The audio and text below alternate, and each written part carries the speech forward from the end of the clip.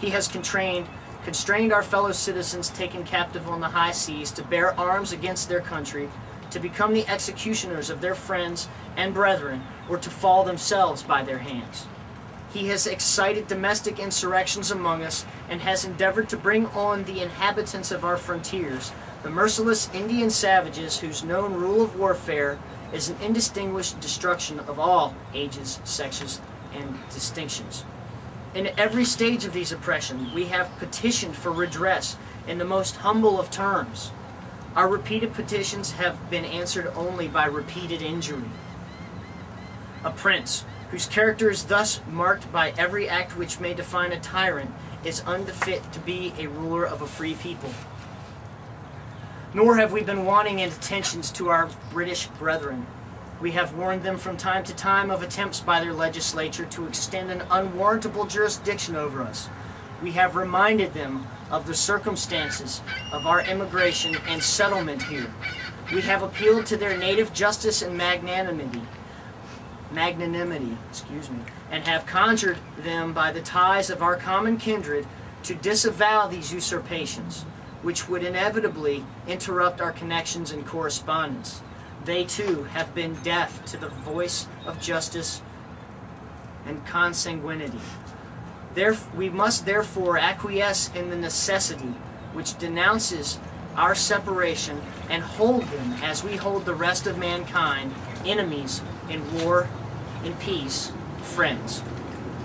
We therefore, the representatives of the United States of America, in General Congress assembled, appealing to the Supreme Judge of our world for the restitution of our intentions, do, in the name and by the authority of the good people of these colonies, solemnly publish and declare that these united colonies are, and of right ought to be, free and independent states, that they are absolved from all allegiance to the British Crown, and that all political connection between them and in the state of Great Britain is and ought to be totally dissolved, and that as free and independent states they have full power to levy war, conclude peace, contract alliances, establish commerce, and to do all other acts and things which independent states may of right do. And for the support of this declaration, with a firm reliance on the protection of divine providence, we mutually pledge to each other our lives, our fortunes, and our sacred honor. Can any of you deny that these selfsame grievances, at least a great number of them, have not been undertaken by the government of Lincoln, of Roosevelt, of Hoover, of Truman, of Carter, of Nixon, of Bush, of Clinton, and now a man who will not even provide tangible and indisputable evidence of his place of birth, and who has, in a matter of mere months, indebted ours and untold future generations of our children to the yoke of yet another Marxist socialist agenda. Until 1861, there had been no pressing argument to provide a catalyst for the separate states to once again be separate. There had been a handful of testings of these waters, but the common good, or even common compromise, always managed to lead the day and prevail, with the states remaining as, if nothing else, a tentative union. Once the southern states determined that their financial interests were being supplanted for northern industrial development in a ratio that undermined their own security, private wealth, and the very character of their own designs and devices, individually and collectively, decided to sever their bond with the federal government and forge ahead with a new Confederate nation, one of limited, centralized government, and the authority they believe was vested in them by their founders returned to them. This can be evidenced by the Ordinance of Secession of the Commonwealth of Virginia, ratified April 17, 1861, and tendered to the United States Congress. An excerpt.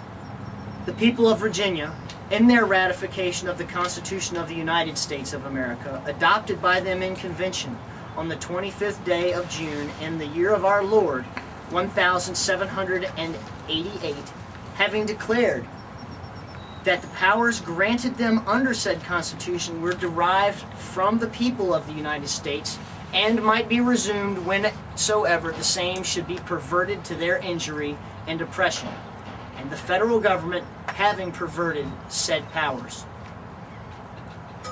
A great number of Southern sovereigns and Virginians, Robert E. Lee among them, were opposed to secession and would have preferred to see the Union preserved without war. They did, however, also recognize that the very federal government that had been formed out of the wilderness in 1787 was no longer recognizable to them, and they could not argue with their states, which they rightly recognized as being constitutionally superior to the federal government. To further illustrate this paradox, Thomas Jefferson, in a letter to Major John Cartwright of June 5, 1824, wrote, "With respect to our state and federal governments, I do not think their relations correctly understood by foreigners. They generally suppose the former subordinate to the latter, but this is not the case. They are coordinate departments of one simple and integral whole. To the state governments are reserved all legislation, administration, in affairs which concern their own citizens only, and to the federal government is given whatever concerns foreigners and citizens of other states, these functions alone being made federal. The one is the domestic, the other the foreign branch of the same government, neither having control over the other, but within its own department." The purpose of this long and likely exhausting presentation is to lay the groundwork, a foundation for the understanding of the necessity for the constitutional militia. The federal government has evinced a growing and unceasing desire to control, legislate, and mandate its will on the states and independent sovereigns through excessive taxation and unwieldy, inefficient, and generally socialistic programs and policies. They have reduced the private wealth of Virginia to a pittance.